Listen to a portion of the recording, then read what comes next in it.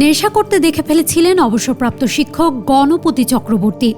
আর সেই অপরাধের সাক্ষী হয়ে যাওয়ায় একে একে প্রাণ গেল একই পরিবারের 4 জনের। রংপুর নগরীর মাছুয়াপাড়ায় অবসরপ্রাপ্ত শিক্ষক গণপতি চক্রবর্তী ও তার পরিবারের 3 সদস্যকে হত্যার ঘটনায় চাঞ্চল্য ছড়িয়েছে দেশজুড়ে। হত্যার রহস্য উদ্ঘাটনে তদন্ত শুরুর প্রায় 9 ঘণ্টার মধ্যেই 2 সন্দেহভাজনকে গ্রেফতার করে পুলিশ। হত্যাকাণ্ডের দিন রাতে বিভিন্ন জায়গায় ইয়াবা সেবনের পর তারা গণপতি চক্রবর্তীর বাড়ির ছাদে ওঠেন। সেখানে ইয়াবা সেবনের সময় শব্দ পেয়ে ছাদে আসেন গণপতি।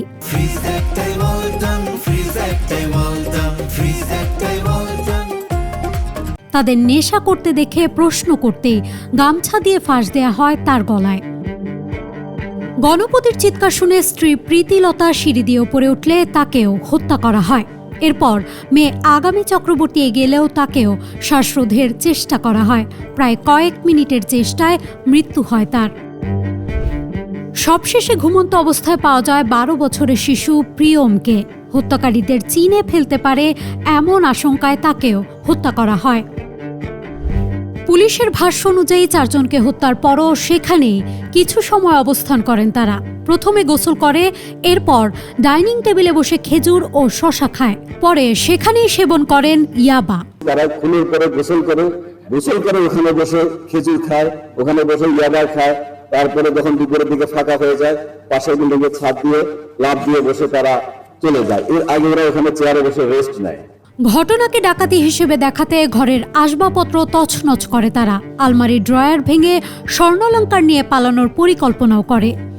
পুলিশ জানায় গ্রেফতার মুগ্ধ দাস ও সিদ্ধার্থ দাস পরস্পরের মামাতো ভাই।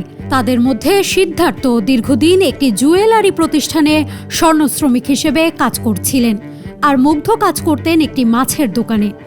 দুজনই নিয়মিত ইয়াবা সেবন করতেন বলে প্রাথমিক জিজ্ঞাসাবাদে তথ্য পেয়েছে পুলিশ।